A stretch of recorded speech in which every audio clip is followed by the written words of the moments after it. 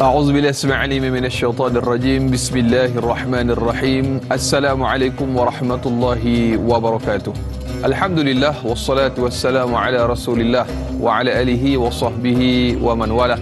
اللهم صل على سيدنا محمد وعلى آله وصحبه ومن تبعهم بإحسان إلى يوم الدين. أما بعد. Apa khabar sedang penonton setia? Tanyalah Ustaz, biar tahu jangan keliru. Saya mengharapkan walau di mana jua anda semua berada, mudah-mudahan senantiasa dalam keadaan sihat walafiat, dirahmati dan disayangi oleh Allah Subhanahu wa taala. Ceria-ceria selalu di bulan yang penuh dengan keberkatan dan kemuliaan ini, iaitu bulan Rabiul Awal. Kita menantikan detik bagaimana satu orang insan yang sangat mulia hadir dalam kehidupan kita, membawa kita daripada kegelapan kepada cahaya kebenaran, iaitu baginda Nabi Muhammad sallallahu alaihi wasallam. Dan marilah sama-sama kita mulakan pagi kita dengan kita memperbanyakkan selawat ke atas junjungan mulia kita baginda Nabi Muhammad sallallahu alaihi wasallam. Bersempena dengan Rabiul Awal ini, mudah-mudahan Allah Subhanahu wa taala meletakkan kita dalam kalangan orang-orang yang layak mendapat syafaat baginda Nabi Muhammad sallallahu alaihi wasallam. Amin, Allahumma amin. Alhamdulillah, syukur pada pagi ini tajuk yang cukup menarik untuk sama-sama kita diskusikan dalam Tanyalah Ustaz pada pagi ini untuk 3 Rabiul Awal 1444 Hijri bersamaan dengan Khamis 29 September 2022, dan tajuknya iaitu Sirah Ilmuwan Islam Ibnu Battutah. Dan sebagaimana biasa, kita bawakan ke studio bintang ilmuwan pada pagi ini yang telah pun bersama dengan kita, Fadil Ustaz Nur Effendi Hamid. Assalamualaikum Ustaz. Assalamualaikum warahmatullahi wabarakatuh. Lama tak jumpa Ustaz. Itulah. Alhamdulillah. Tidak digandingkan sekali Ustaz. Pada pagi ini kita kembali bersama-sama Ustaz untuk kita membicarakan sirah seorang tokoh yang sekira tidak kurang hebatnya Fadil Ustaz untuk kita bicarakan, iaitu Ibnu Battutah. Siapakah beliau dan apakah jasa-jasa dan juga sejarah ataupun biografi agung tentang seorang tokoh Islam ini. InsyaAllah kita akan bicarakan sepanjang kita bersiaran pada pagi ini. Dan bagi anda para penonton yang ingin mengajukan soalan dan juga kemusykilan, Fadil Ustaz, kita mengalu-alukan kepada para penonton yang ingin menghubungi kita menerusi talian bebas tu, boleh hubungi 1800 881677, atau paling mudah terus sahaja tinggalkan soalan anda menerusi ruangan komen di Facebook Tanyalah Ustaz TV3. Dan jangan lupa bagi yang menonton menerusi FB Live, jalankan tanggungjawab anda, tekan butang kongsi, sebar luaskan, mudah-mudahan bermanfaat. Dan Tanyalah Ustaz bersiaran serentak menerusi TV3 dan TV9.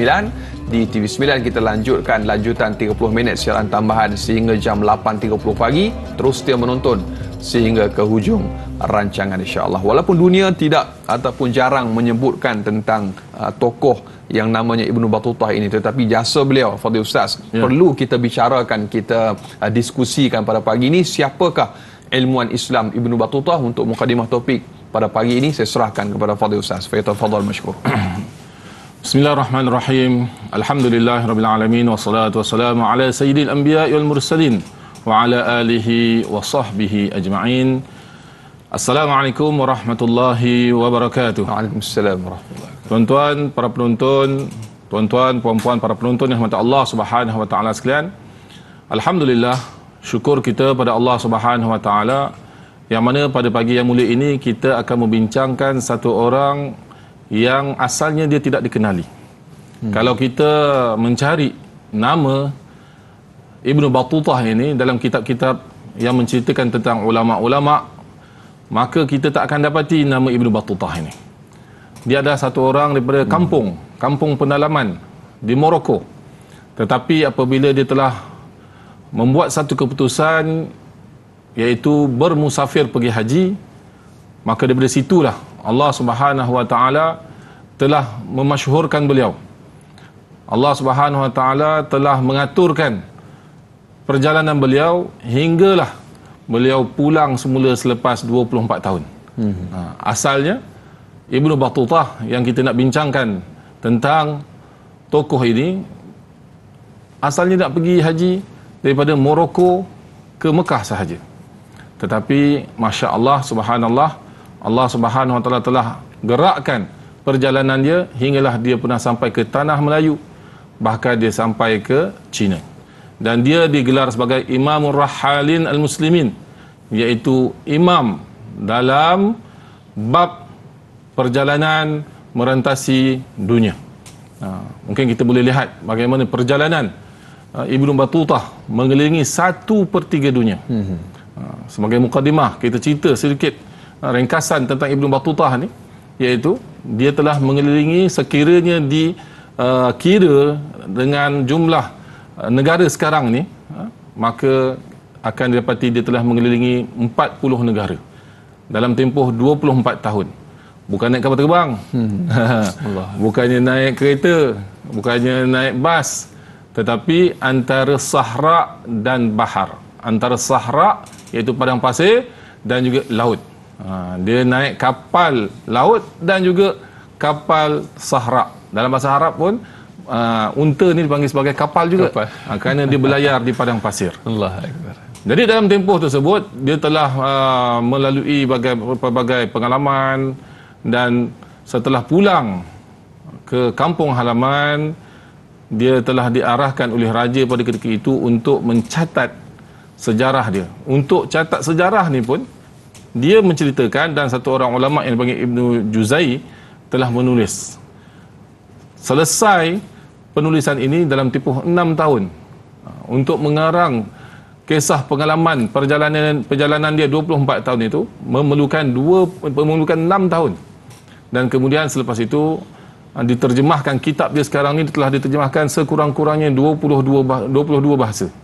Yang terakhir diterjemahkan oleh negara China sendiri, iaitu pengalaman Ibnu Battutah di negara China, 22 bahasa. Jerman memulakan terjemahan kitab dia, dan kemudian negara-negara Eropah yang lain dalam pelbagai bahasa. Kerana kita tahu di Eropah ni sendiri mempunyai berpuluh-puluh bahasa, dan mereka telah menterjemahkan kerana pentingnya ilmu pengetahuan yang didedahkan oleh Ibnu Battutah dalam perjalanan dia dalam bab geografi, iaitu sejarah ketamadunan setiap negara. Ini sebagai mukadimah tentang Ibnu Battutah. Allahu Akbar. Kalau kita dapat saksikan Ustaz menerusi paparan skrin seperti tadi telah pun kita paparkan bagaimana route ataupun secara ringkas perjalanan yang telah ditempuh oleh Ibnu Battutah Ustaz. Ni mungkin secara ringkasan saja Ustaz. Ya, betul. Jadi kalau gambaran sebenar, inilah dia mungkin 220,000 kilometer perjalanan. Allahu Akbar, insya-Allah. Naik 2 kapal Ustaz kapal darat, kapal laut insya-Allah, tabarakallah. Jadi ini salah satu perkara yang sangat luar biasa, ajaib yang dilalui oleh insan yang bernama Ibnu Battutah Ustaz. Dan mungkin kita boleh raikan soalan yang pertama menerusi sahabat Facebook kita, Fadil Ustaz, dengan izin. Kita ada Laila Dela Rosa untuk soalan yang pertama pada pagi ini. Assalamualaikum warahmatullahi wabarakatuh. Waalaikumsalam warahmatullahi wabarakatuh. Bolehkah Ustaz menceritakan siapakah nama sebenar Ibnu Battutah dan apakah maksud atau makna di gelaran di sebalik nama tersebut? Adakah beliau juga pada asalnya beragama Islam? Mohon perkongsian ilmunya. Jazakallah khair. Baik, masya-Allah. Satu soalan yang bagus sebagai mukadimah kita pada pagi ini. Soalan pertama pada pagi ini, siapakah nama sebenar Ibnu Battutah? Nama Ibnu Battutah memanglah nama asalnya bukan Ibnu Battutah. Ibnu ni maksudnya anak, Battutah ni apa maksud dia? Di sini ada perbincangan di kalangan para sejarah Islam dan juga Arab, membincangkan apa maksud Battutah dan kenapa diberi nama tokoh ini dengan Ibnu Battutah. Dikenali sebagai Ibnu Battutah. Sebenarnya nama beliau, nama asalnya yang diberi oleh kedua bapa adalah Muhammad. Ayah dia nama Abdullah, atuk dia nama Muhammad, dia punya moyang dia nama Ibrahim. Jadi Muhammad bin Abdullah bin Muhammad bin Ibrahim, dan dia berasal daripada kaum Al-Lawati.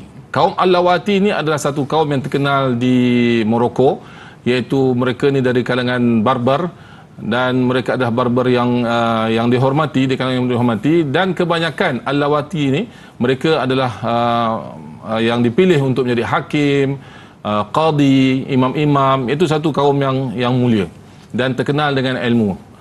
Ahli-ahli ilmuwan di Morocco dahulu terkenal dari kalangan Al-Lawati. Kemudian nama tempatnya ialah At-Tanji. Tempat lahirnya Tanjah. Tanjah ini satu tempat di Morocco, hampir dekat dengan Spain, Spanyol. Kalau kita lihat peta, kita akan lihat Tanjah ni dia sempadan dengan Spanyol, dia boleh naik feri je, boleh sampai ke Spanyol. Dia dekat dengan Spanyol. Baik, itu nama beliau, iaitu Muhammad bin Abdullah bin Muhammad bin Ibrahim, dan daripada kaum Al-Lawati, daripada daerah At-Tanji. Kemudian kenapa diberi nama Ibnu Battutah? Ada beberapa riwayat kenapa dinama Ibnu Battutah. Dikatakan Battutah ini adalah gelaran bagi nenek beliau, iaitu satu orang yang bernama Fatumah, bukan Fatimah, Fatumah. Jadi si Fatumah ini dia suka main dengan itik. Siap pagi main dengan itik, petang main dengan itik. Bahasa Arab itik ni nama dia battah. Battah. Tapi di slang Morocco, battah ni disebut Battutah. Jadi bila ada silsilah dia daripada Battutah, maka dikenalilah sebagai Ibnu Battutah. Itu riwayat pertama, perbincangan pertama di kalangan ahli sejarah, kenapa diberi nama Battutah. Yang kedua, ketika Ibnu Battutah menulis bukunya tentang perjalanan dia selama 24 tahun di dengan tempoh ataupun jarak perjalanan lebih kurang 120,000 kilometer. Perkara ini terdengar oleh orang-orang Jerman dan Itali. Kerana mereka ni sebenarnya dekat. Jerman, Itali semua ni mereka bahagian sempadan dengan Morocco. Jadi mereka sebelum tu dah ada satu orang tokoh daripada Itali, Marco Polo, yang telah menjelajah hingga ke China.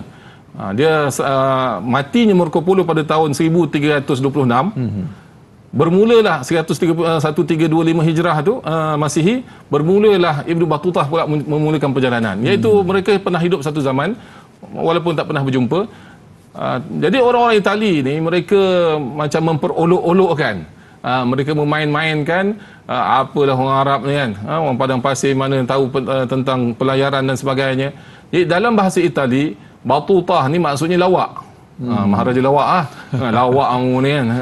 Orang Morocco nak pergi berjalan sampai ke China. Jadi mereka sebut anak pelawak. Sindiran, bahasa sindiran. Jadi dua-dua tu betul. Dua-dua tu adalah betul, dan sebenarnya memang yang memulakan mengenalkan nama Battutah ini adalah orang Frank, iaitu orang daripada kaum di Jerman yang mula memasyhurkan dengan nama Battutah apabila mereka menterjemahkan kitab Imam Muhammad bin Abdullah ini ke dalam bahasa Jerman. Jadi apabila Ibnu Battutah ini dia meneruskan perjalanan dia, maka orang mula sebut dia Imam Rahalin. Di dalam sejarah Islam ataupun Arab, dia disebut sebagai Imam Rahalin. Imam Rahalin ni maksud imam tu ketua lah. Rahalin ni jamak bagi rahal, iaitu orang yang banyak bermusafir. Rihlah. Da'i Anas pernah pergi beberapa negara. Tak banyak Ustaz. Ya, tak dalam 4-5 negara je Ustaz. Saya hampir dekat dengan Ibnu Battutah. Ibnu Battutah 40 negara, saya baru 37 negara. Lagi 3 lagi. Mission accomplished. Allahu Akbar. Baik, itu Ibnu Battutah tadi nama asalnya. Dan soalan yang seterusnya tadi dia tanya tentang agama. Agama Ibnu Battutah, adakah asal dia agama Islam? Ya, memang Ibnu Battutah ni dilahirkan di kalangan keluarga ulama, iaitu orang yang beragama Islam, dan dia adalah bermazhab Maliki. Seperti mana kita tahu Morocco ni bermazhab Maliki, dan juga qiraat Quran mereka pun ada qiraat yang berlainan sedikit dengan kita. Warsh. Jadi dia adalah orang Islam yang asal, Muslim yang asal, dan kita perlu bangga dengan dia dari sudut geografi ni, ilmu geografi, dan juga dari sudut pengalaman beliau dalam menjelajahi 1/3 dunia. Tidak ada hingga ke hari ini satu orang yang menjelajah dunia bersendirian dengan dalam tempoh 24 tahun dan untuk jarak 120,000 kilometer tersebut. Dengan jalan kaki ataupun kenderaan darat ataupun laut sahaja tanpa menggunakan kapal terbang. Jadi ini adalah sebuah ringkas tentang Ibnu Battutah, namanya dan agamanya, dan yang penting beliau adalah bermazhab Sunni, iaitu berakidahkan ahli sunnah wal jamaah. Masya-Allah, tabarakallah. Tu satu ringkasan ni, kalau nak cerita panjang lebar ni Ustaz. Kalau saya tak salah Morocco ni kalau nama Arabnya Maghribi Ustaz. Betul. Jadi masya-Allah, tabarakallah, banyak lagi akan kita kongsikan kepada Ustaz untuk sirah ilmuwan Islam Ibnu Battutah ini. Kita nak berjeda seketika, terus setia menonton Tanya Ustaz, biar tahu jangan keliru, kembali selepas ini. Insya-Allah.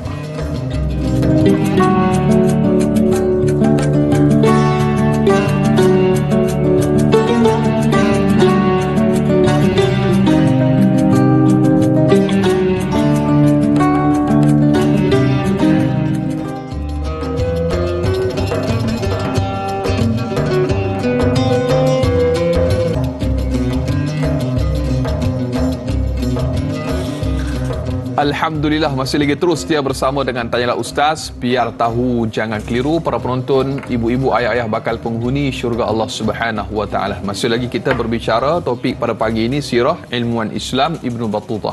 Dan semestinya kita masih lagi bersama dengan Al-Fadhil Ustaz Nur Effendi Hamid. Dan bukan senang Al-Fadhil Ustaz bila kita bicarakan untuk menjelajah dunia yang disebutkan sepertiga dunia ini, 1/3, yang kalau dikira jaraknya berapa 120,000 120,000 kurang lebih kilometer Ustaz ni. Masya-Allah tabarakallah, bukan 125 meter ke Ustaz ni, ribu Ustaz. Jadi masya-Allah tabarakallah, sebagaimana yang telah kita paparkan peta secara ringkas jarak ataupun yang ditempuh oleh Ibnu Battutah ini. Jadi satu pencapaian yang luar biasa dan satu sumbangan yang besar juga kepada geografi dan juga dunia Islam. Baik, Fadil Ustaz, kita ingin raikan lagi soalan menerusi sahabat Facebook kita yang berikutnya, iaitu Al-Syal yang bertanya, Assalamualaikum warahmatullahi wabarakatuh.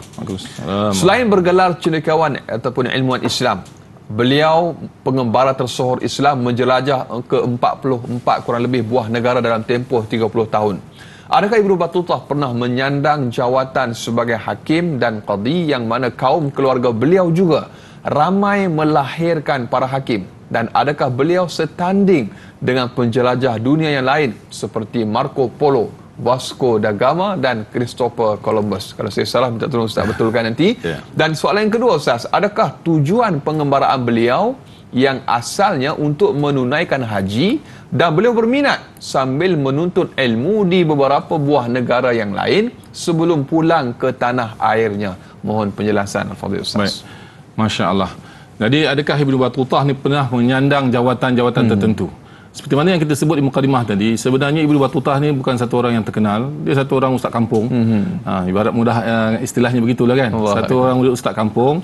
Tetapi apabila dia telah melakukan satu perjalanan yang jauh, maka dia telah dikenali sebagai satu orang yang pelayar ataupun pengembara yang hebat. Selain daripada itu, sebenarnya dia tidak dikenali dengan ilmu-ilmu fiqah, walaupun dia ada asas, kerana dia lahir di kalangan keluarga ulama.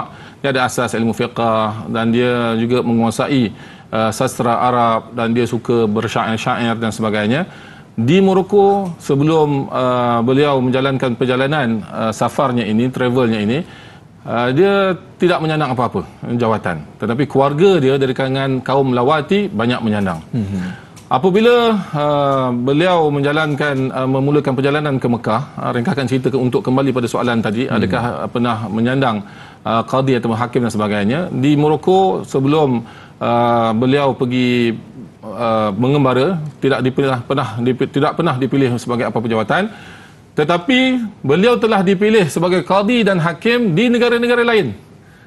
Selepas beliau meneruskan perjalanan ke haji dalam tempoh 16 bulan, kemudian dah sampai di Mekah, dia dapati ada lagi orang-orang yang pelbagai kaum dan ada adat tertentu, maka dia telah tertarik untuk pergi ke beberapa negara. Kemudian dia telah pergi ke Iraq, pergi ke Iran, pergi ke pelbagai negara, tapi yang beliau betul-betul dipilih untuk menjadi qadi dan hakim ialah di negara India. Di negara India. Apabila dia telah pergi dalam salah satu lawatannya ke India, dia tertarik dengan orang India dan Raja India pun tertarik dengan perwatakan Ibnu Battutah ini. Kerana dia boleh menguasai beberapa bahasa. Dia menguasai bahasa Arab sendiri dan dia menguasai bahasa Farsi, dan juga perkara ini diperlukan oleh Raja pada ketika itu.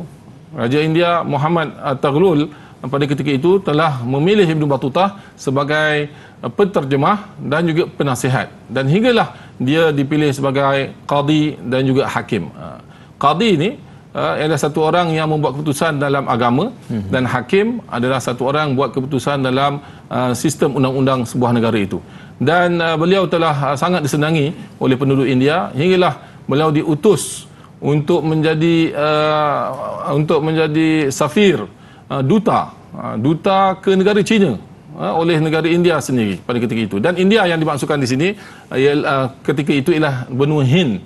Bila sebut benua Hind ni, dia merangkumi negara sekarang ini, India, Pakistan dan juga Bangladesh.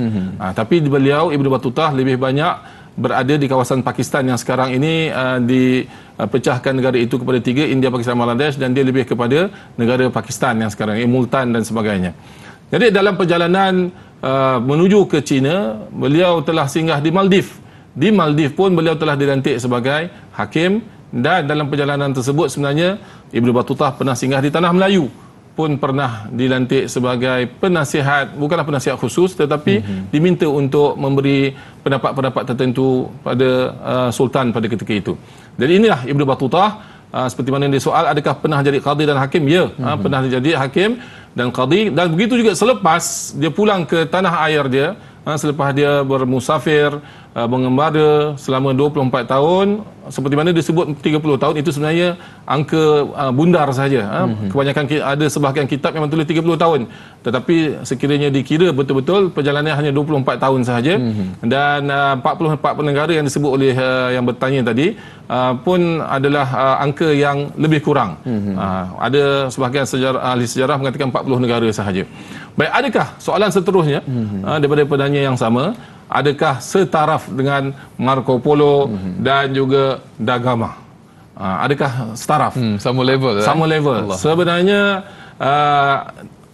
Ibnu Battutah pasti lebih hebat lagi. Yang pertama sekali sebab dia mempunyai akidah la ilaha illallah Muhammadur Rasulullah, dan dia menjadikan Mekah sebagai pusat pengembaraan dia. Kemana sahaja dia pergi, dia akan kembali semula ke Mekah. Kemana sahaja dia pergi, dia akan kembali semula ke Mekah. 4 kali dia buat haji dalam tempoh perjalanan ini. Sudah pastilah dari satu sudut keagamaan dia adalah yang terhebat. Dan dari sudut yang lain, Ibnu Battutah dia bermusafir, mengembara seorang diri. Dan dia membawa mesej agama. Dia membawa mesej agama dan dia menyebarkan kebaikan-kebaikan. Contohnya ketika dia di India, dia menasihati kaum-kaum di sana tentang haramnya arak, tentang wajibnya tutup aurat dan sebagainya. Dan ketika dia di Turki, dia masuk ke yang sekarang kita panggil Masjid Hagia Sophia, yang dulu adalah gereja. Dia menjaga akidah dia pada ketika itu. Sudah pastilah dari satu sudut Ibnu Battutah adalah lebih hebat lagi. Dan walaupun Ibnu Battutah datang selepas Marco Polo dan sempat hidup sezaman dengan Marco Polo, dan dia datang ataupun dia bermusafir selepas Marco Polo, tetapi perjalanan dia lebih jauh lagi. Jarak 120,000 itu tidak tercapai oleh Marco Polo. Dan Da Gama pula dia datang lebih kurang 100 tahun selepas Ibnu Battutah. Perjalanan dia hanya sampai ke India sahaja, Hind sahaja, tidak sampai ke China seperti mana Ibnu Battutah. Dan begitu juga beliau bertanya tentang tujuan asal. Tujuan asal Ibnu Battutah keluar daripada rumah dia untuk mengerjakan haji, dan memang itulah yang ditulis oleh Ibnu Battutah dalam kitab dia Ar-Rihlah, bahawa tujuan asal dia adalah memang untuk melaksanakan haji, menunaikan haji. Tak kira apa sahaja keadaan, dia nak sampai ke Baitullah. Inilah satu keazaman yang kuat. Sebenarnya satu benda yang penting dalam diri kita, iaitu kalau kita nak melaksanakan haji, melaksanakan umrah, jangan kita tengok poket. Betul. Kerana yang sampaikan kita pergi haji, sampaikan kita pergi umrah, bukanlah duit kita, bukanlah kekuatan kita, kesihatan kita, masa kita yang lapang, tetapi yang sampaikan kita pergi ke Mekah dan Madinah adalah pilihan Allah Subhanahu Wa Taala.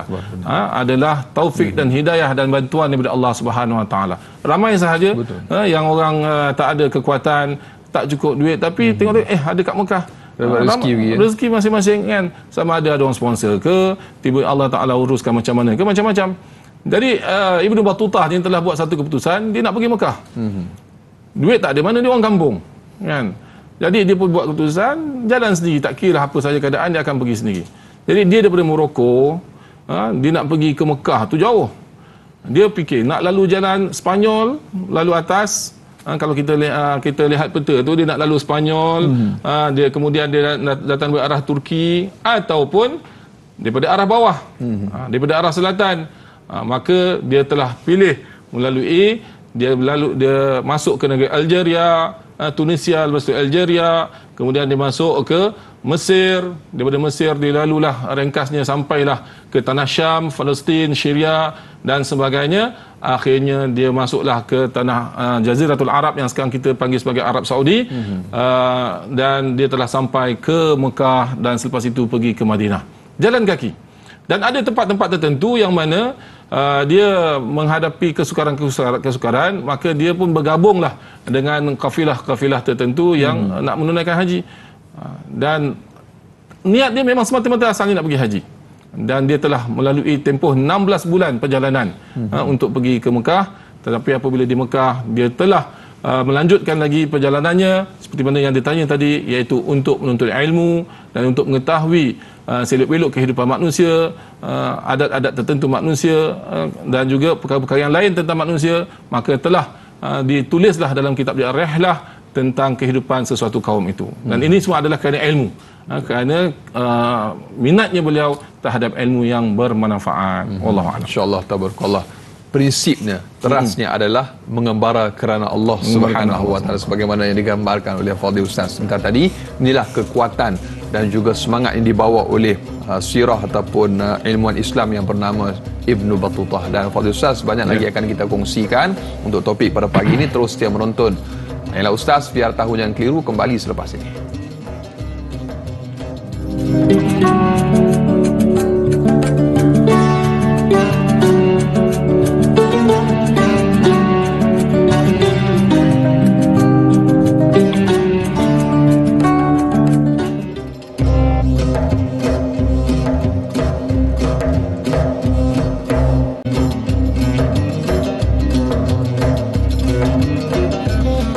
Alhamdulillah, terus dia menonton Tanya Ustaz, dan kami bawakan kepada anda tajuk yang cukup menarik. Kerana rugi siapa yang tidak menonton pada pagi ini. Kita membicarakan tentang sirah ilmuwan Islam, seorang tokoh yang sangat disegani walaupun jarang dibicarakan, iaitu Ibnu Battutah. Dan para penonton bakal penghuni syurga Allah Subhanahu wa taala.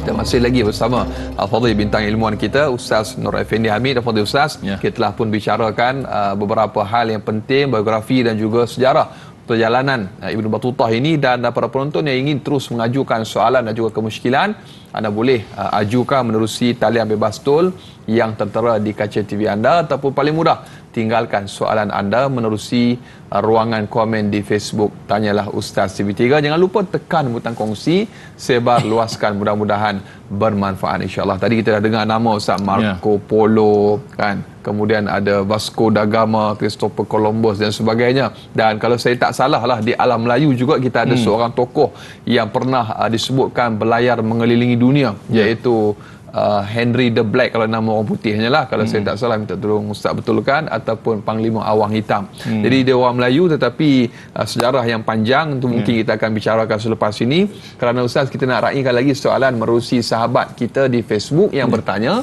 Ruby Abu Bakar Ruby. Assalamualaikum warahmatullahi wabarakatuh. Waalaikumsalam warahmatullahi wabarakatuh. Apakah Ibnu Battutah pernah berkahwin dan siapakah isteri dan anak-anak beliau?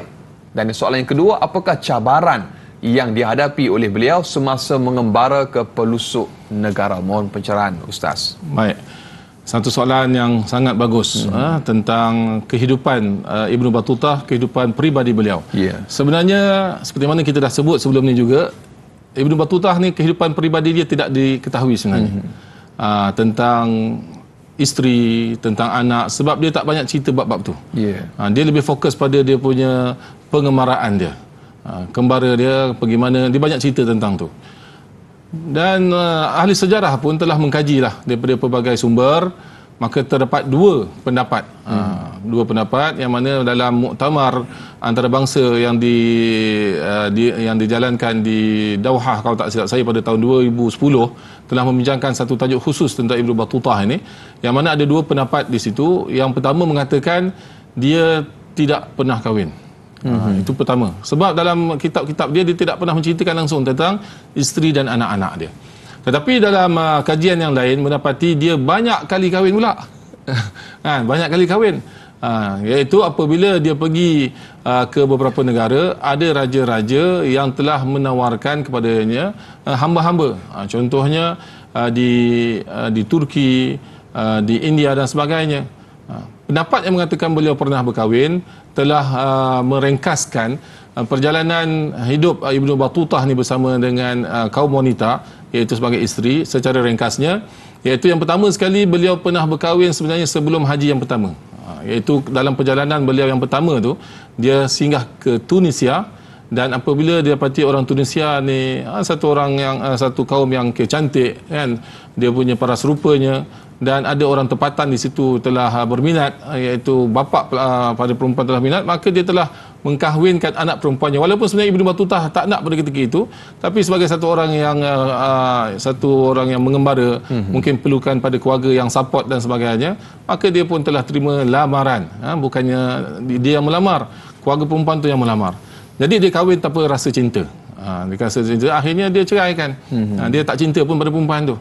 Kemudian yang kedua dikatakan kahwin juga dengan orang Morocco, Maghribi, pun diceraikan sebab dia tak cinta pun, tapi oleh kerana keluarga perempuan tu yang minta dia kahwin. Dan kemudian dia tak ada cerita lah tentang perempuan. Dalam buku dia tak ada cerita tentang apa-apa tentang isteri dan sebagainya, tentang perempuan, iaitu tentang perempuan secara umumnya tak ada cerita.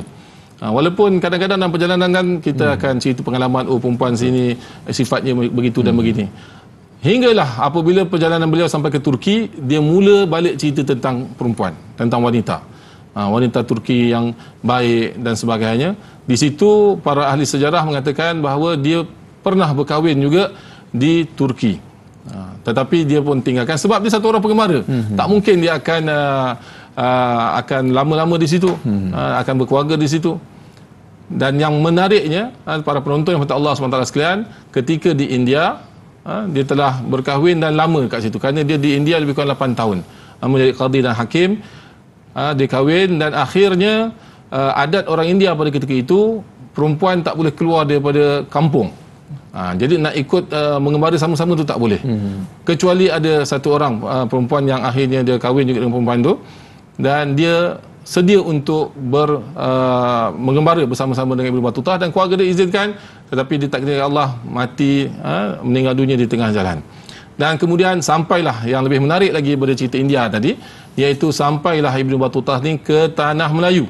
Pada ketika itu dikenali sebagai kerajaan Samudra Pasai, iaitu di Aceh, yang mana merangkumi juga Melaka dan sebagainya, kerajaan Melayu pada ketika itu. Walaupun dua kerajaan yang berbeza, tetapi kehidupan yang sama. Dan dia telah dikatakan bernikah dengan orang Pasai pada ketika itu, dan selepas itu dia tak ada cerita langsung tentang perempuan. Sebab dia sangat-sangat tertarik dengan akhlak wanita Melayu kita. Dan ini berdasarkan sumber-sumber yang tepat, menceritakan tentang bagaimana apabila Ibnu Battutah sampai ke tanah Melayu, dia diperistrikan dengan perempuan Melayu kita. Kemudian dia dah tak ada cerita tentang kecantikan wanita lain, akhlak wanita lain. Dia hanya menceritakan tentang hebatnya orang wanita Melayu yang sangat beradab dan sebagainya. Dan selepas itu tidak diketahui langsung tentang siapa isteri beliau dan siapa anak-anak beliau. Hingga ke hari ini dikatakan tidak siapa pun yang mengaku dia adalah keturunan Ibnu Battutah. Dan kemudian yang kedua, soalannya tentang masalah ataupun ujian-ujian, cabaran-cabaran yang dilalui dalam perjalanan sudah pastilah banyak. Kan, kalau kita naik kapal terbang sekarang pergi ke Mekah, pergi ke Jeddah 8 jam pun macam-macam cabaran kita lalui kan. Dengan nak check in di airportnya kan, dengan immigrationnya, dengan kita bawa barangnya, dengan penat, letih dan sebagainya.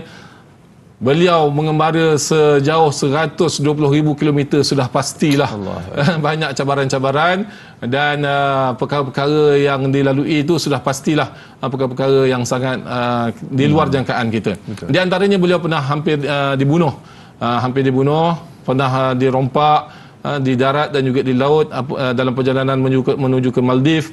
Ada lanon-lanon di laut yang telah merompak beliau, dan juga pernah difitnah dan sebagainya. Semua itu adalah kehidupan ataupun cabaran-cabaran yang pernah dilalui. Sudah pasti kita nak cerita detail tentang perkara itu tak cukup masanya, kan, kerana tempoh yang sangat-sangat banyak. Antara kita ambil sebagai contoh saja, antara cabaran yang dilalui ialah apabila dia nak bergabung dengan kafilah rombongan haji, apabila dia rasa diri dia terancam selepas dia memulakan perjalanan bersendirian, maka dia pun mintalah untuk bergabung dengan rombongan haji daripada negara yang lain, dia dihalau. Kerana disyaki ataupun orang sangka buruk dengan dia bahawa dia adalah pencuri dan sebagainya. Itu antara cabaran-cabaran yang dilalui oleh Ibnu Battutah dalam perjalanan beliau mengerjakan haji. Wallahu a'lam. Allahu akbar, masya-Allah, tabarakallah. Tu antara cabaran-cabaran yang kalau kita nak kisahkan, bicarakan panjang lebar, tetapi itulah lumrah kehidupan, pasti akan ada ujian dan juga cabarannya. Fadil Ustaz, berikutnya kita ada Mak Etun bertanya di Facebook soalan yang berikutnya, bagaimanakah kepribadian dan kewibawaan yang ditunjukkan oleh Ibnu Battutah serta cara beliau berinteraksi dengan beberapa pemimpin negara sepanjang pengembaraan sehingga beliau mudah dipercayai dan disenangi oleh beberapa pemimpin negara yang beliau kunjungi. Prinsip yang dibawa oleh Ibnu Battutah ni, Ustaz. Alhamdulillah, satu soalan yang sangat bagus yang kita boleh ambil kebaikan ini daripada Ibnu Battutah. Yang pertama sekali, sudah pastilah Ibnu Battutah ni dia seorang Islam Muslim yang sangat-sangat mulia akhlaknya. Sebab itu dia pergi ke mana-mana dia disukai oleh pembesar-pembesar di tempat itu. Contohnya seperti mana kita sebut tadi, di India, di Hind, pada ketika itu disebut sebagai Al-Hind. Dia disukai oleh pembesar di sana sampai diberi jawatan yang mana mustahil satu orang luar diberi jawatan sampai tahap boleh buat satu hukuman itu sebagai seorang hakim di sana. Begitu juga ketika di Turki, begitu juga ketika di Pasai, tanah Melayu kita. Semuanya itu menggambarkan bahawa dia dimuliakan. Antara sebabnya ialah dia berkata benar, jujur di dalam akhlak dia. Dia kalau dalam hukum tu kata haram, maka haramlah dia kata. Kalau betul, betullah dia kata.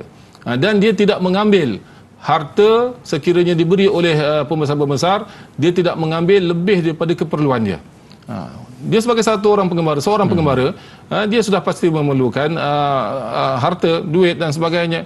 Dan sudah pastilah dia memerlukan bantuan-bantuan keuangan. Tetapi dia tidak mengambil lebih daripada keperluan dia. Jadi perkara ini menyebabkan pembesar-pembesar rasa senang dengan dia. Dan juga dia pandai mengolah syair-syair, kan. Dan dalam kita tahu syair-syair ni kadang-kadang dia seperti sihir. Seperti mana Nabi sallallahu alaihi wasallam beritahu, sebahagian daripada kata-kata ini adalah mempunyai sihir yang tertentu. Apa maksud sihir? Sihir ni bukanlah sihir yang jahat yang kita sangkakan. Sihir maksud daripada tak suka jadi suka.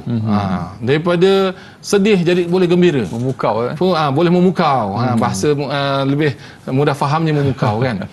Jadi dengan kata-kata tu, raja-raja yang dalam keadaan dalam masalah kerusingan dan sebagainya, dia boleh mengungkapkan syair-syair yang memukau raja-raja ni hinggalah dia disenangi oleh raja-raja. Begitu juga sebenarnya apa yang kita nak pelajari daripada sini, bukanlah kita nak cerita Ibnu Battutah itu sahaja, bagaimana kita pun disukai oleh orang sekeliling kita. Maka antara sifat yang perlu kita jaga sudah pastilah kata-kata kita. Khususnya yang paling rapat dengan kita siapa? Isteri kita atau suami kita, anak-anak. Kita mengeluarkan kata-kata yang baik-baik hingga menyebabkan orang suka dengan kita. Kawan-kawan kita, tidaklah kita mengeluarkan kata-kata yang kesat hingga menyebabkan orang tidak suka dengan kita, tak senang dengan kita.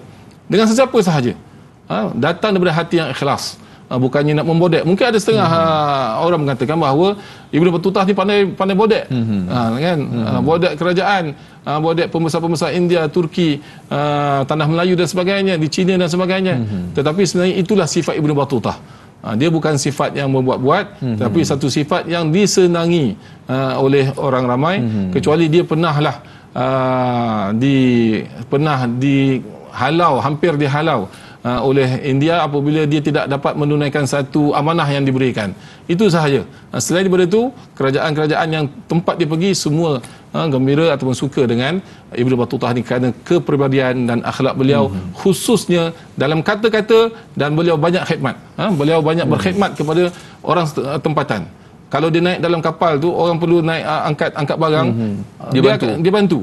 Walaupun dia satu orang yang hebat, akhlak dia tu, dia bantu. Kerana hidayat ni, hidayat tersebar dengan beberapa perkara. Betul. Antaranya ialah dengan dakwah.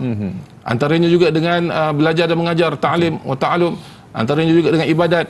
Antaranya juga dengan khidmat. Apabila kita suka khidmat pada satu kaum, maka kaum tu akan tertarik dengan akhlak kita, dia akan masuk Islam. Betul. Wallahu a'lam. Allahu akbar. Pepatah Melayu pernah menyebutkan, Fadil Ustaz, benih yang baik kalau campak ke laut menjadi pulau. Maka inilah gambaran Ibnu Battutah ni Ustaz, yang boleh kita jadikan sebagai azimat kita dalam kehidupan. Kemanapun kita pergi, jadilah insan yang bermanfaat. Khairun nas anfa'uhum linnas. Sebaik-baik di antara manusia ialah yang paling memberikan manfaat kepada yang lainnya. Fadil Ustaz, banyak lagi akan kita kongsikan untuk topik sirah kita pada pagi ini. Terus setia menonton tayangan Ustaz, biar tahu jangan keliru, kembali bergabung selepas ini.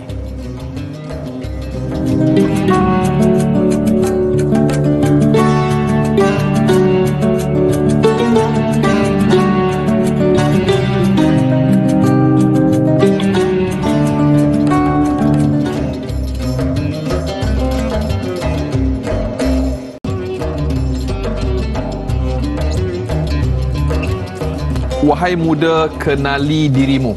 Ialah perahu tamsil tubuhmu. Tiadalah berapa lama hidupmu, ke akhirat jua kekal diammu. Itu antara petikan daripada syair Perahu daripada Hamzah Fansuri. Jadi mudah-mudahan kita jadikan azimat dalam kehidupan kita. Dan masih lagi kita bercerita, berkongsi tentang pengembaraan agung seorang insan di dalam sirah. Topik kita bicarakan pada pagi ini Ustaz, iaitu ilmuwan Islam Ibnu Battutah. Dan kita masih lagi para penonton bersama Fadil Ustaz Nur Effendi Hamid. Fadil Ustaz, kita mengucapkan terima kasih kepada para penonton yang masih lagi terus setia menonton Tanyalah Ustaz pada pagi ini.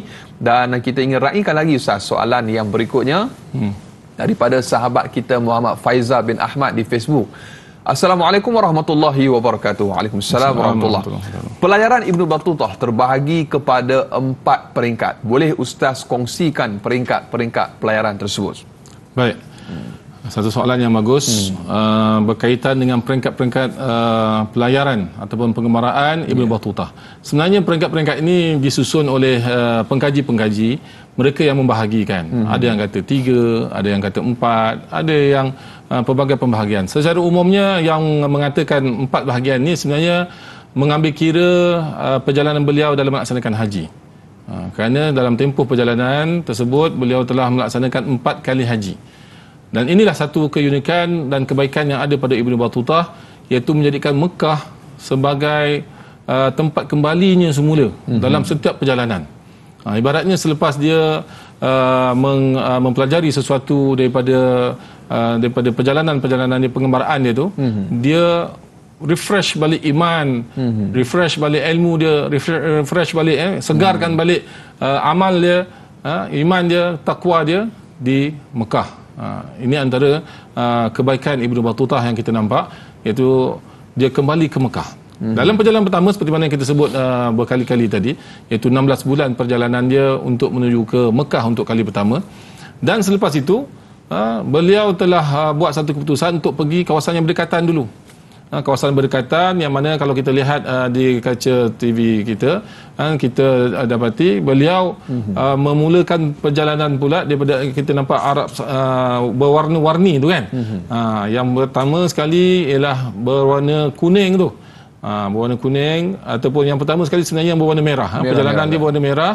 Maka dia sampailah ke Mekah ketika itu, dan selepas itu dia memulakan pula perjalanan dia sampai yang kita nampak pergi ke Iran tu. Warna hijau tu. Warna hijau dia pergi ke Iran, dia pergi ke Iraq, dia pergi ke arah utara Mekah, dan beberapa tahun lepas tu dia datang semula ke Mekah.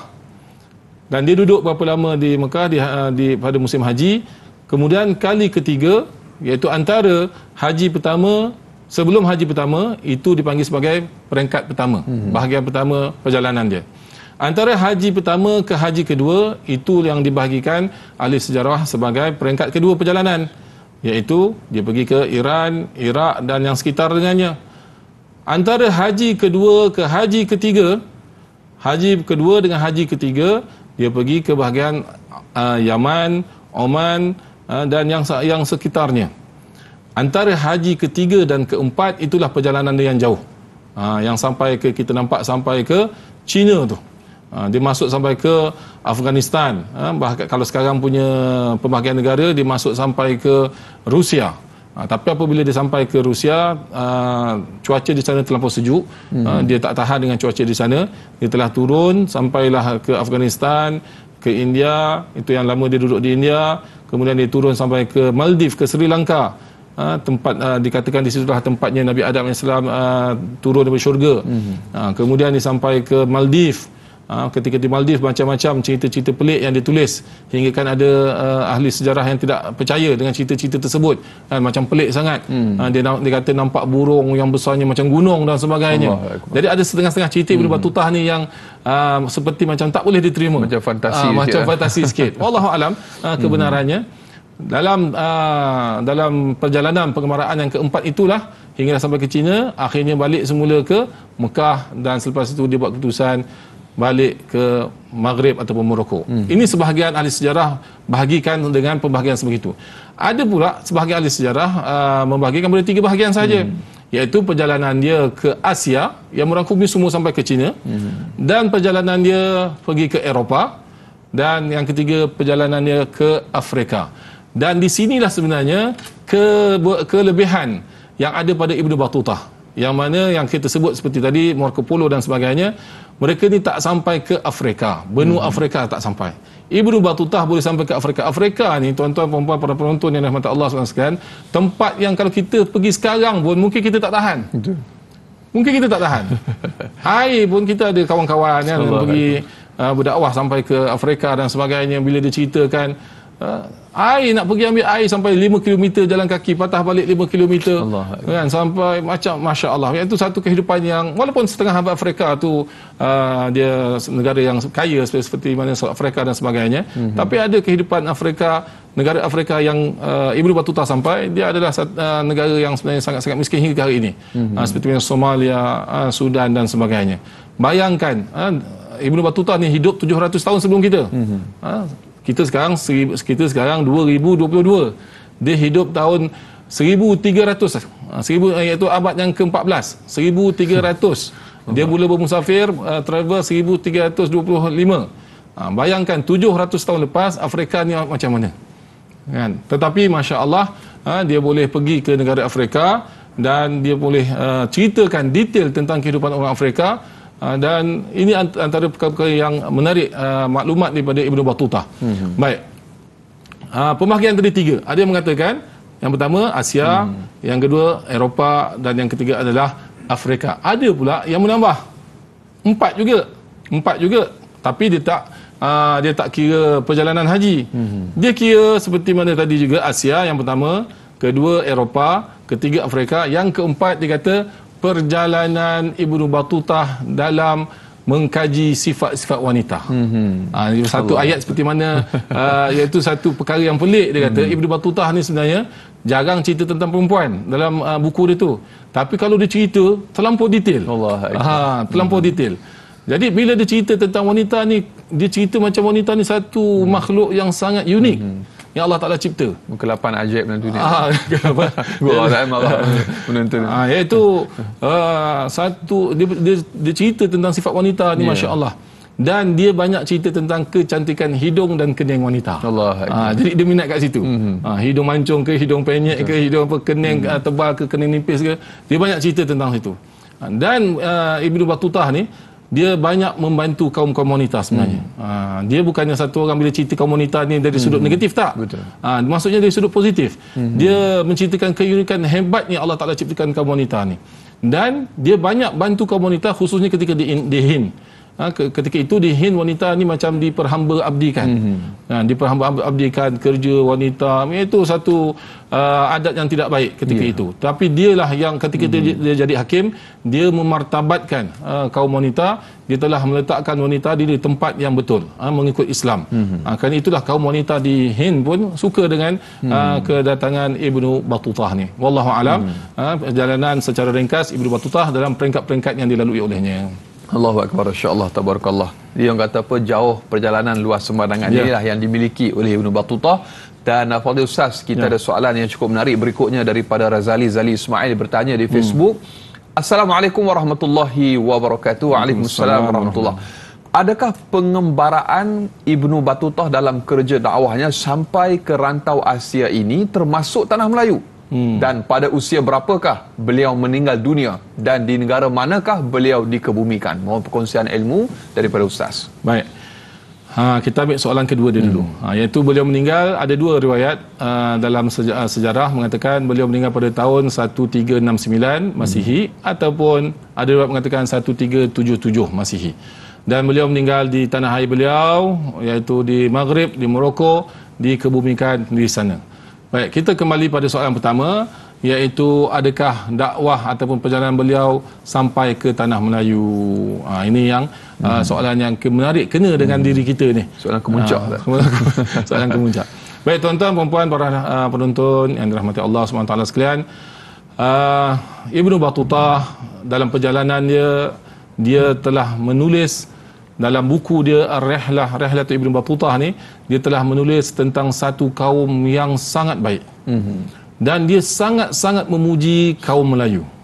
Iaitu kerana dia telah sampai ke tanah Melayu, tetapi yang dia sampai adalah di Samudera Pasai, kerajaan Pasai pada ketika itu, iaitu kerajaan Islam pertama. Ada yang mengatakan kerajaan Islam pertama adalah kerajaan sebelumnya, iaitu kerajaan Perlak. Ada yang mengatakan kerajaan Islam pertama yang tertubuh di Nusantara ini, Nusantara umum yang sekarang kita sebut sebagai Indonesia, Malaysia, di Nusantara, kerajaan Islam pertama yang tertubuh adalah kerajaan Pasai. Dan dia telah memuji kerajaan Pasai ini dengan mengatakan bahawa raja pada ketika itu, iaitu Raja Malik Zahir, Malik Zahir yang dikatakan adalah raja kedua Pasai. Yang pertama ialah Raja Malik Saleh yang menubuhkan kerajaan Islam Pasai. Kemudian anak dia yang dikatakan yang menerima kedatangan Ibnu Battutah ini adalah Malik Zahir nama dia. Jadi Ibnu Battutah telah menggambarkan tentang hebatnya Malik Zahir ni, iaitu Raja Melayu Nusantara kerajaan Pasai pada ketika itu. Antara kebaikannya dia kata apa? Masyarakat sangat sanjung. Masyarakat sangat sanjung raja ini, sanjungan yang sayang, yang hormat. Tidak seperti di kerajaan sebelum ni, ada yang hormat sebab terpaksa, sebab takut dengan kehebatan raja. Tetapi kerajaan Melayu, dia kata masyarakat sangat sayang pada raja, pada sultannya, kerana sifat raja itu sendiri baik. Sifat takwa yang ada pada raja itu. Hingga dikatakan bahawa Raja Pasai ini sangat-sangat rapat dengan para alim ulama. Dia selalu minta nasihat dengan alim ulama. Dan dia adalah satu orang raja yang mengajak kaum dia berjihad, berperang. Pada ketika itu kita tahu dia satu zaman dengan Raja Majapahit. Itu satu zaman tu semua tu. Dan Hang Tuah sebenarnya datang selepas Ibnu Battutah sampai ke tanah Melayu. Ibnu Battutah 1300-an, abad yang ke-14. Hang Tuah kalau ikutkan sejarah Melayu pada abad yang ke-15, dikatakan lahir pada tahun 1444 Masihi. Jadi dia menceritakan tentang hebatnya Malik Zahir ni, raja pada ketika itu, dan ibadatnya Raja Melayu pada ketika itu, Masya Allah, datang solat berjemaah, khususnya solat Jumaat. Dan apabila solat Jumaat, Raja Malik Zahir pakai pakaian seperti mana pakaian ulama, bukan pakaian raja. Dia pakaian raja ni lain, pakaian ulama ni dengan jubah dia dan sebagainya, dengan serbannya dan sebagainya. Dan bila dia balik ke istana dia semula daripada masjid selepas asar. Daripada Jumaat tu dia datang awal, dia duduk di masjid ibadat dan jumpa ke masyarakat dan sebagainya hinggalah asar. Lepas asar barulah dia pulang ke istana dia, buka jubah ulama dia, barulah dia pakai pakaian raja dia. Dan antara perkara yang diceritakan oleh Ibnu Battutah tentang tanah Melayu, Raja Melayu pada ketika itu, ialah masyarakat, rakyat yang berjuang bersama raja, berjuang tanpa gaji, suka rela, iaitu dengan semangat yang diberikan, mereka memperjuangkan tanah Melayu. Dan sebenarnya semangat itu hingga ada, insya-Allah hingga ke hari ini, orang Melayu yang berjuang semata-mata kerana Allah SWT, kerana agama, kerana negara, dan juga kerana keluarga. Semangat juang Melayu itu ada.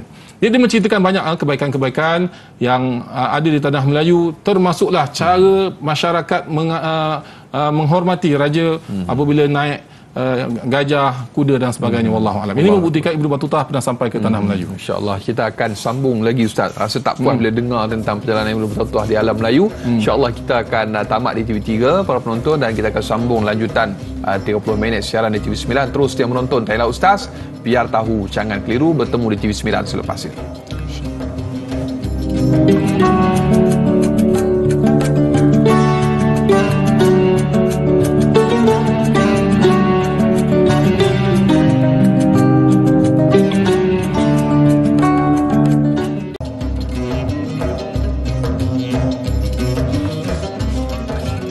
Alhamdulillah, masih lagi terus setia bersama dengan Tanyalah Ustaz, biar tahu jangan keliru, lanjutan 30 minit siaran tambahan di TV9, dan kita masih lagi berbicara topik pada pagi ini sirah ilmuwan Islam Ibnu Battutah, dan kita bersama bintang ilmuwan Al-Fadhil Ustaz Nur Effendi Hamid, dan telah pun kita bicarakan Al-Fadhil Ustaz secara ringkas sajalah pagi ini tentang pengembaraan agung seorang tokoh yang sangat memberikan satu gambaran bahawa kita boleh berjaya dan kita mampu membina ataupun mencorakkan ketamadunan dunia dengan kehebatan yang dimiliki berpegang kepada prinsip Islam.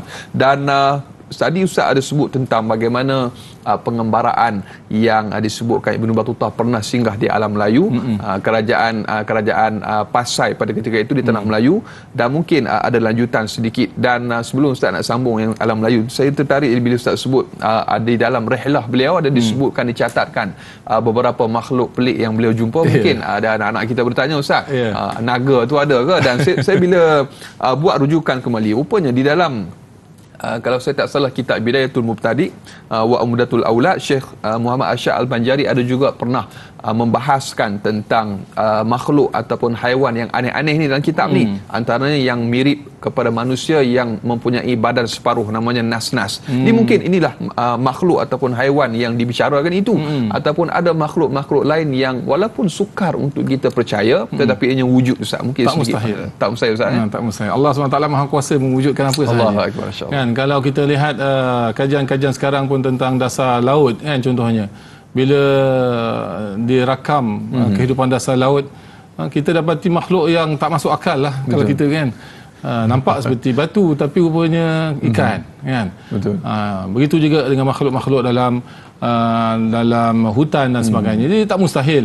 Ibnu Battutah apabila dia dalam rihlah dia, dalam safar ataupun travel dia, dalam pengembaraan dia, jumpa makhluk-makhluk yang orang kata ini penipu Ibnu Battutah ni. Pada asalnya pun sebenarnya ada pihak yang mengatakan Ibnu Battutah yang penipu. Bukan dari sudut makhluk-makhluk sahaja. Dari sudut pengembaraan dia kata Ibnu Battutah ni dia dapat maklumat ni daripada jemaah-jemaah haji yang datang daripada mana-mana. Dia pun temberang dia. Ada yang pihak sampai tahap macam tu. Dia tomahan kepada Ibnu Battutah. Tetapi apabila dikaji, dia menceritakan tentang detailnya alam Melayu tadi contohnya. Memang tak mungkin dan mustahil dia boleh dapat detail sampai tahap macam ni. Daripada penceritaan tak mungkin. Dia boleh cerita jenis-jenis pakaian. Dia ceritalah pakaian Melayu macam mana. Dengan sampingnya, dengan tanjaknya, kan. Dan sebagainya. Dia boleh cerita tentang alam Cina, Sin, sampai satu orang pengkaji daripada Rusia mengatakan bahawa pada asalnya apabila kami membaca kitab Ibnu Battutah ini, kami mengatakan bahawa dia menipu tentang dunia Sin, tentang negara Sin. Tapi apabila zaman moden ni telah apabila menunjukkan sifat-sifat adat-adat tertentu kaum-kaum ni, barulah terbukti bahawa apa yang diceritakan Ibnu Battutah betul. Jadi dengan pendetilan yang diberi itu mustahil dia buat cerita karang-karang cerita macam tu. Ini kembali tadi pada alam Melayu tadi. Bahkan sebenarnya ada dakwaan yang mengatakan bahawa Ibnu Battutah bukan sahaja singgah di Aceh yang dikenali pada ketika itu sebagai kerajaan Pasai, tetapi ada tanda-tanda seolah-olahnya dia pernah singgah di Kedah dan juga masuk sampai ke Kelantan. Wallahu alam. Kerana itu pun suatu laluan.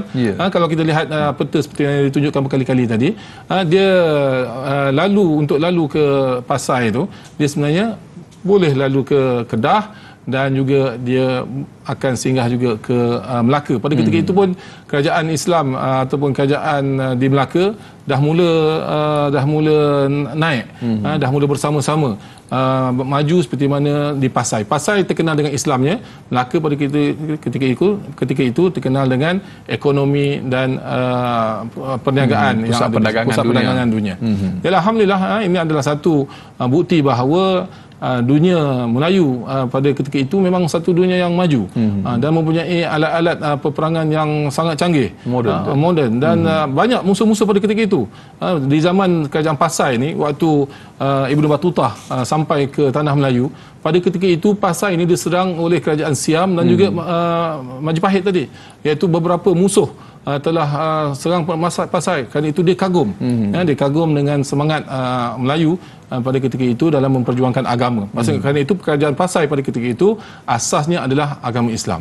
Jadi perjuangannya adalah dasar agama Islam, dan dikatakan pada ketika Ibnu Battuta ingin meninggalkan tanah Melayu untuk menuju terus ke China, tanah besar China pada ketika itu, Raja Pasai iaitu Malik Zahir tadi telah menghadiahkan wang yang sangat banyak, dan ketika itu telah menggunakan wang emas, dirham, dinar dan dirham sebagai mata wang. Satu-satunya di negara Nusantara yang menggunakan mata wang emas dan perak pada ketika itu adalah kerajaan Melayu, Pasai.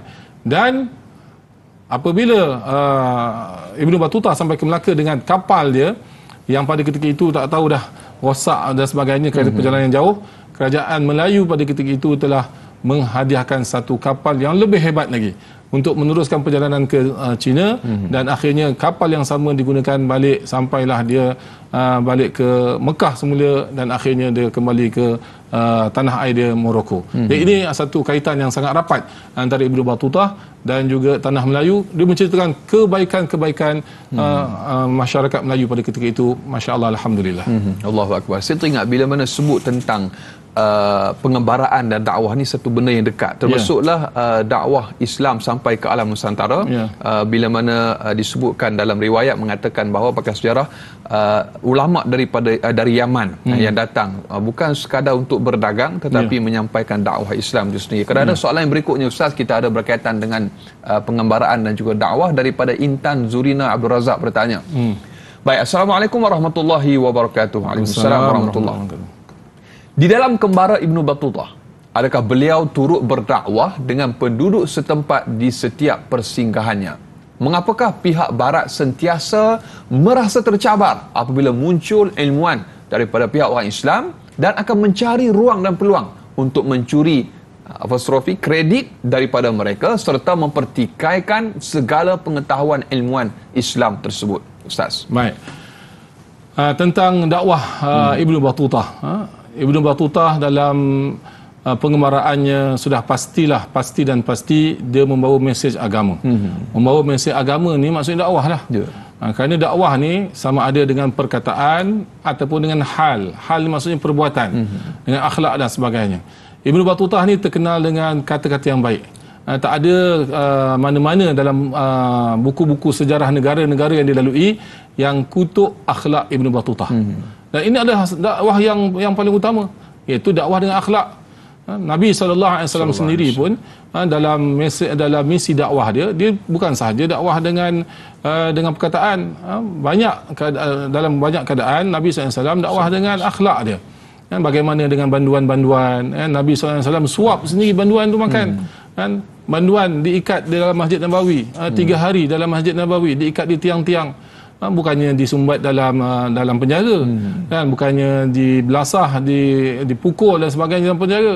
Berbeza dengan kerajaan yang bukan Islam yang menunjukkan seksaan dalam penjara. Nabi SAW ikat supaya melihat keadaan amalan ibadat akhlak umat Islam di dalam Masjid Nabawi, dan akhirnya Masya Allah mereka masuk Islam disebabkan akhlak Nabi SAW dan para sahabat. Begitu juga mesej yang dibawa oleh Ibnu Battuta, iaitu yang pertama sekali adalah akhlak.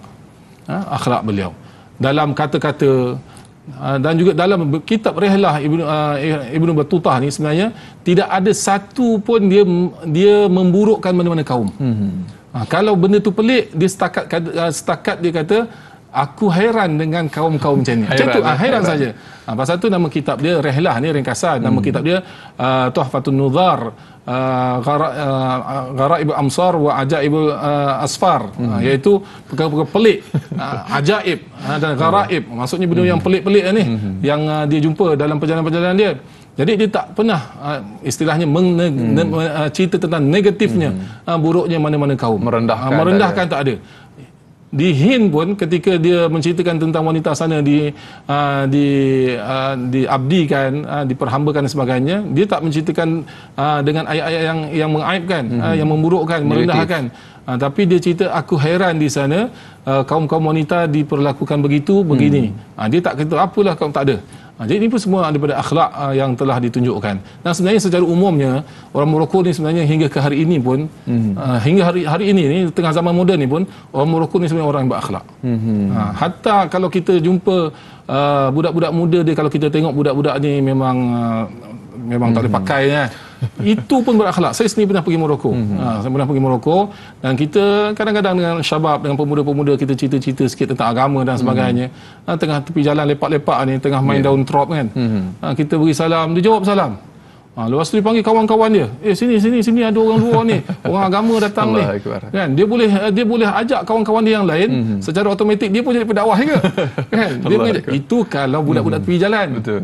Bayangkan Ibnu Battutah tu sendiri, kan? Ibnu Battutah tu sendiri macam mana? Dia dilahirkan di kalangan keluarga yang memang beragama. Sudah pastilah dia baru memesik agama itu tadi, dakwah itu tadi. Dan yang paling jelas apabila di tanah Hind, apabila dia dilantik sebagai hakim, dia tegas dalam hukumannya. Dia bukannya nak membodek, mengampu orang Hind dengan mengeluarkan hukum-hukum yang untuk mendapatkan bayaran-bayaran tertentu, tak. Dia tegas, secara tegasnya dikatakan wanita mesti diletakkan di tempat yang mulia begini. Penceraian macam ni. Iaitu dia jelaskan hukum tu dengan jelas. Satu, dakwah dari sudut akhlak tadi. Yang kedua, dakwah dia dari sudut memberi kata-kata hukum-hukum yang ditetapkan dalam mahkamah. Itu pun sebagai dakwah, menetapkan sesuatu yang benar pada agama. Jadi alhamdulillah di sini kita lihat bagaimana mesej dakwah yang dibawa oleh Ibnu Battutah, dan inilah yang kita nak belajar. Kita sekarang ni dah zaman dah bebas, bukan bebas sangatlah daripada Covid, maksudnya dah dibuka jalan-jalan untuk kita mengembara di negara-negara. Bahkan sekarang ni tiket pun mahal-mahal kan. Kalau kita bandingkan dengan sebelum Covid dulu, tiket sekarang ni mahal. Walaupun begitu, nak ceritanya ramai lagi orang mengembara. Pergi Turki, pergi Switzerland, pergi sana, pergi sini. Jangan lupa kita bawa mesej agama juga. Jangan semata-mata kita pergi sana, kita nak jadi orang cawan sana. Kan? Kalau pergi dengan orang kafir, mungkin kita tak semayang contohnya. Bukan begitu. Jadi kita ambillah pengajaran daripada Ibnu Battutah ini, iaitu ke mana saja kita pergi, kita membawa mesej agama, akhlak yang mulia dan sebagainya. Wallahu a'lam bishawab. Mudah-mudahan dengan akhlak yang baik itu dapat mengajak ataupun menyeru manusia untuk beriman kepada Allah Subhanahu wa taala. Inilah akhlak Ustaz, dan banyak lagi yang akan kita kongsikan untuk sirah ilmuwan Islam Ibnu Battutah. Kita nak berjeda sekali lagi. Fadil Ustaz, terus yang menonton. Tanya Ustaz, biar tahu, jangan keliru, kembali selepas ini.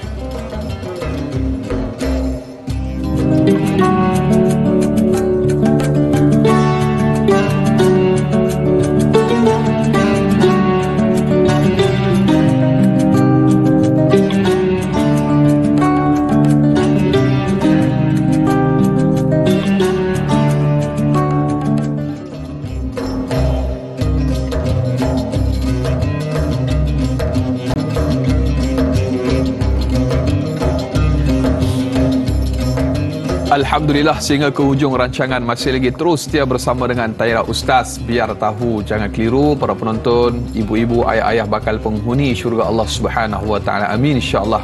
Ini adalah bulan kegembiraan, bulan kita menyambut kelahiran Nabi kita Muhammad sallallahu alaihi wasallam, bulan Rabiul Awal.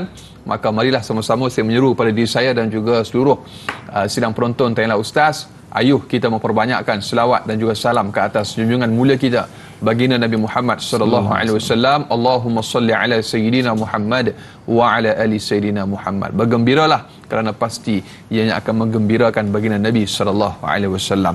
Fadil Ustaz, kita masih lagi berbicara, topik kita pada pagi ini iaitu sirah seorang ilmuwan Islam Ibnu Battutah, dan kita nak teruskan di minit akhir ni Ustaz tentang bagaimana yang telah pun digambarkan sepanjang kurang lebih 2 jam kita berbicara ini, pengembaraan yang sangat agung yang tidak mungkin dicapai melainkan dengan kekuatan yang luar biasa dan juga keimanan yang teguh kepada Allah Subhanahu Wa Taala, prinsip yang dibawa oleh Ibnu Battutah.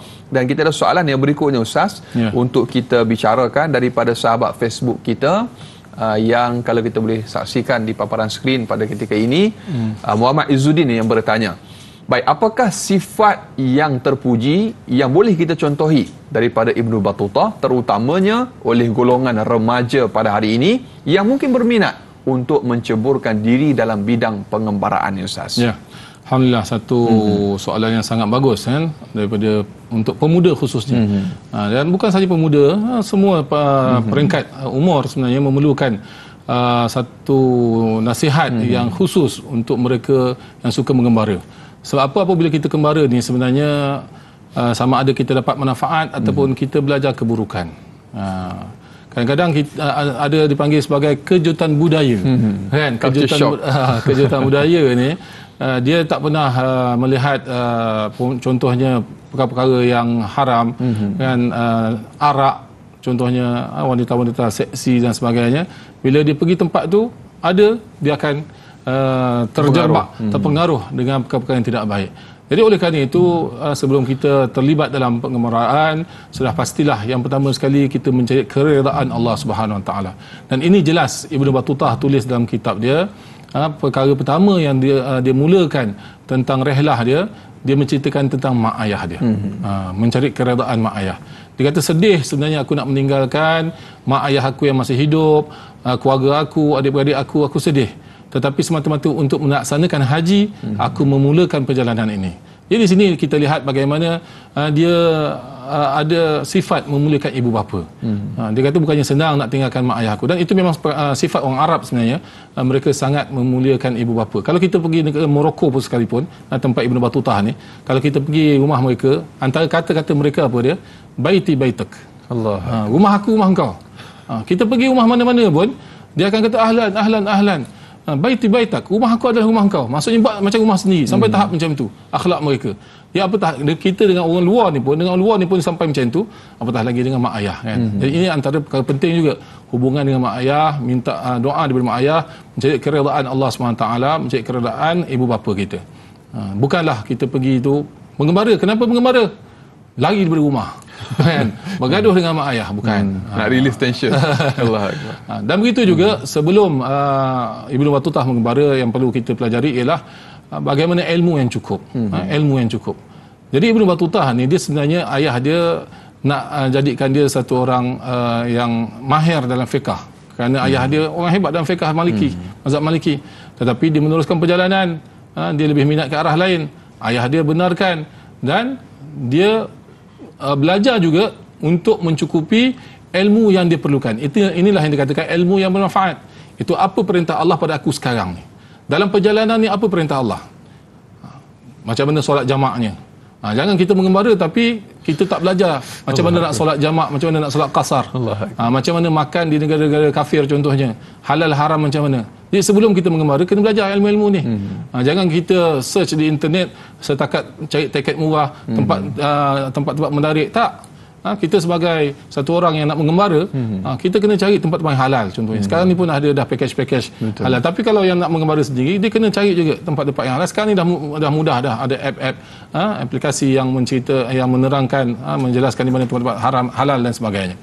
Dan begitu juga dalam perjalanan Ibnu Battutah ini, apa yang perlu dipelajari, yang perlu kita ambil iktibar, ambil pengajaran, ialah bagaimana dia tahu keadaan setempat. Keadaan setempat tu. Dan kita janganlah nak belagak. Kita contohlah ni sebagai contoh. Biasa orang Melayu ni main kepala memang cukup pantang lah. Kan? Kena Pantang tu nenek moyang ada. Pantang nenek moyang kan. Yang kena belasah ni kalau kau main kepala aku. Bila kita pergi negara Arab, main kepala ni biasa je. Kan? Dia tonyoh kepala kita kan. Kadang-kadang kalau kita pergi, ada orang ada pengalaman pergi haji kan. Pergi haji, Masjidil Haram penuh sangat. Orang nak melangkah, nak ambil saf kat depan tu, kita tengah sujud, dia pijak kepala kan. Jadi kita kena sabarlah. Kita pergi ke tempat orang, kita kena memahami juga keadaan-keadaan setempat. Yang perlu kita sabar. Janganlah kita pergi tempat orang pun kita nak buat macam tempat kita sendiri kan. Kita ada benda-benda yang perlu kita ambil kira juga. supaya kita ni disenangi, disukai oleh orang setempat. Dari situlah mudah untuk kita dapat kebaikan-kebaikan daripada orang setempat, kan. Setiap negara ni ada kebaikan dia masing-masing. Bahkan kalau kita pergi negara kafir sekalipun, kan, kita tak ambil kebaikan akidah dia, tapi dari sudut kebersihan contohnya, kan. Kalau seperti mana saya pernah di Jepun ni, dia punya kebersihan dia, kalau ada air setitik pun, air pipe ni, kalau bagi dia dah air besar dah. Allah. Kan, biasanya kebanyakannya tanah kering ni maksud tak ada pipe lah. Guna tisu je. Tapi ada yang ada air ni, masjid-masjid biasa ada air, kan. Kalau ada air bertakung sikit ataupun kena sikit, bagi dia orang dah kotor sangat tu. Jadi benda-benda macam ni kita belajar, daripada kebersihan yang ada dan sebagainya, kebaikan-kebaikan kita bawa. Janganlah kita pergi satu-satu negara, kita balik kita cerita tentang keburukan je, kan. Khususnya orang balik umrah dan haji. Saya serulah mereka yang balik umrah dan haji ni, jangan cerita Arab Saudi ni apalah macam ni negara Arab ni. Bahkan diumumkan bodoh lah orang Arab ni, kan. Habis semua orang Arab dia bodoh, kan. Kan. Termasuklah Nabi SAW orang Arab, kan. Dia cerita tentang keburukan-keburukan. Apa polis Masjid Nabawi, Masjid Haram ni, aku bawa apple pun tak boleh bawa masuk. Dia cerita negatif aja. Cerita benda-benda yang tak baik. Tak boleh lah, kan. Kita pergi setempat, banyak tempat tu, kita ambil perkara-perkara yang baik, kita bawa dalam kehidupan kita, khususnya umrah dan haji. Orang lain pergi umrah haji Mekah Madinah boleh cerita baik. Kenapa kita balik kita cerita yang buruk-buruk? Mungkin hati kita yang buruk tu, kan. Hairan tak apa, Ustaz? Hairan tak apa. Hairan. Macam Ibnu Battutah tadi, kan. Hairan lah aku, kan. Apple pun tak boleh bawa masuk Masjid Nabawi contoh. Itu tak apa. Jangan dibodohkan. Guna bahasa yang baik. Jadi benda-benda macam ni kita belajar daripada pengemaraan Ibnu Battutah, akhlak yang baik dan sebagainya kita bawa. Dan yang paling penting ialah bekalan yang paling penting apa dia? Dan Anas ialah takwa. Watazawwadu fa inna khairaz zadi taqwa. Takwa itulah yang paling penting. Jadi macam mana pun kita pergi tempat-tempat yang bermaksiat dan sebagainya, kalau kita ada takwa, insya-Allah kita akan selamat. Dan yang terbaik, tuan-tuan dan puan-puan Allah sekalian, walaupun kita belajar, kita dengar Ibnu Battutah ini mengembara bersendirian, tetapi kita tak boleh jadikan adat mengembara sendiri ni, kerana bahaya, dengan godaan-godaan tertentu, dan juga dari segi keselamatan dan sebagainya, kita kena berjemaah. Kita kena ada rombongan yang beramanah di dalam rombongan kita, yang mana saling kuat menguatkan iman, nasihat menasihati dan sebagainya. Wallahu a'lam bishawab. Mudah-mudahan kita boleh ambil iktibar daripada perjalanan Ibnu Battutah ini, yang mana perjalanan dia dalam tempoh yang lama dan jarak yang jauh, dia tetap menjaga iman dan amal dia dan takwa dia, dan dia membawa mesej agama ke mana sahaja kita pergi. Walaupun kita pergi melancong, contohnya atas nama melancong ke mana-mana sahaja, kita boleh bawa mesej dakwah kita. Mereka akan nampak, orang Islam Malaysia ni orang Islam baik, kan, akhlaknya bagus. Itu pun sebagai satu mesej dakwah yang kita bawa dalam pelancongan kita. Wallahu a'lam. Allahu akbar, masya-Allah, tabarakallah. Dan bila sebut tentang adab-adab tu, mungkin sebagai kesimpulan akhir Ustaz, kita dah cerita panjang lebar tentang pengembaraan ilmuwan Islam Ibnu Battutah ini. Mungkin Ustaz boleh selitkan sedikit dalam kesimpulan akhir kita 3 pelantikan yang boleh kita lakukan berserta dengan mungkin adab-adab bermusafir sedikit Ustaz, dan juga tutup dengan sedikit doa insya-Allah. Alhamdulillah, dalam safar ni ataupun bermusafir ni, travel ni, dia sebenarnya satu azab, satu perjalanan yang kita jauh daripada keluarga dan sebagainya. Jadi yang pertama sekali, kita serahkan hidup kita pada Allah SWT, iaitu iman dan takwa yang betul pada Allah SWT, dan niat kena betul. Apa tujuan? Contohnya Ibnu Battutah tadi, niat dia sebenarnya untuk haji, dan niat dia untuk mencari kebaikan-kebaikan, iaitu takwa kena betul, niat kena betul, dan hasil kena betul. Janganlah hasil daripada kembara kita itu tadi lebih memburukkan akhlak kita, memburukkan agama kita. Tidak, hasilnya yang lebih baik. Bahkan Ibnu Battutah ni, hasil daripada pengembaraan dia tadi hingga ke hari ini dah 700 tahun lebih, orang masih menceritakan kebaikan-kebaikan pengembaraan dia. Dan ini yang kita nakkan. Dan dia adalah satu-satunya pengembara yang kembara tanpa menggunakan buku-buku tertentu. Maksudnya dia bukanlah dia mengkaji buku orang lain kemudian dia ikut, tak. Dia adalah pelopor. Dia yang memulakan perjalanan, dan semuanya itu dia menceritakan dengan pengalaman dia sendiri. Yang ini yang kita nak lakukan, iaitu kita sebagai umat Islam, kita adalah jadi orang yang terbaik, hingga biarlah sampai ada orang jealous dengan kita, hasad dengan kita kerana kejayaan yang kita capai daripada perkara itu. Wallahu a'lam bishawab. Mudah-mudahan Allah SWT beri kita kefahaman dan beri kita kebaikan dan beri kita taufik hidayah dalam perjalanan kita, safar yang paling betulnya, safar yang hakikinya, safar kita, perjalanan kita menuju ke alam akhirat. Itulah yang kita nak sediakan, tuan-tuan dan puan-puan sekalian. Wallahu a'lam bishawab. Akhlak yang mulia para penonton, ilmu yang mantap, iman yang kuat dan disenangi oleh orang ramai ataupun akhlak. Inilah antara perkara yang penting perlu kita terapkan dalam kehidupan kita. Fadil Ustaz, kita di bulan yang mulia ini, bulan Rabiul Awal, bulan kelahiran Nabi kita Muhammad sallallahu alaihi wasallam, kita minta Ustaz tutup dengan sedikit doa, mudah-mudahan Allah Subhanahu wa taala memberkati kita semua, khususnya dalam program Tanya Ustaz pada pagi ini Ustaz. Bismillahirrahmanirrahim. Alhamdulillahirabbil alamin wassalatu wassalamu ala sayyidil anbiya'il mursalin wa ala alihi washabbihi ajma'in. Amin ya Allah. ربنا اغفر لنا ولوالدينا وللمؤمنين يوم يقوم الحساب اللهم إنا نسألك علما نافعا وعملا متقبلا وإيمانا كاملا Ya Allah ya Rahman ya Rahim, kurniakanlah kami ilmu yang bermanfaat ya Allah. Ya Allah ya Rahman ya Rahim, ampunkanlah segala dosa kami ya Allah. Ya Allah ya Rahman ya Rahim, mereka yang menonton rancangan Tanyalah Ustaz ini ya Allah, kau berilah taufik dan hidayah dan kekuatan iman dan amal ya Allah, untuk meningkatkan lagi iman dan amal hinggalah kami bertakwa dan kami berada di atas hidayah yang sebenarnya ya Allah. Ya Allah ya Rahman ya Rahim, janganlah kau matikan kami kecuali dalam keadaan kau redha pada kami ya Allah. Janganlah kau matikan kami kecuali dalam keadaan kau redha pada kami ya Allah. Janganlah kau matikan kami kecuali dalam keadaan kau redha pada kami ya Allah. Rabbana atina fid dunya hasanatan wa fil akhirati hasanatan wa qina adzabannar. Wa sallallahu ala sayyidina Muhammad wa ala alihi washabbihi wasallam. Alhamdulillahirabbil alamin. Amin amin ya rabbal alamin. Alhamdulillah, jazakallah khair diucapkan sekali lagi kepada Fadil Ustaz Nur Effendi Hamid. Fadil Ustaz, semoga Allah Subhanahu wa taala berkati kehidupan Ustaz, panjangkan usia dalam ketaatan kepada Allah, ditambahkan ilmu bermanfaat dan mudah-mudahan cukup 40 negara Ustaz, insyaallah. Lagi 3 lagi Ustaz, insyaallah. Kalau travel jangan lupa saya Ustaz, insyaallah. Dan esok para penonton sebagaimana biasa kita akan kembali bersiaran jam dan juga waktu yang sama dalam Tanyalah Ustaz bersama moderator Da'i Aiman dan juga panel Kapten Maritim Ustaz Nik Kamarudin Yunuh untuk topik Munakahat Curang 4.0. Dia ada 4.0 tu, insyaAllah apakah yang akan dibicarakan esok sama-sama kita tonton dalam Tanyalah Ustaz, biar tahu jangan keliru. Saudara sedang penonton, jangan mencari yang sempurna, sempurnakanlah apa yang ada, kerana tidak ada yang sempurna melainkan Allah Subhanahu wa taala. Sallu ala Nabi Muhammad. Sekian, assalamualaikum warahmatullahi wabarakatuh. Kita tangguh dengan kafaratul majlis dan suratul asr.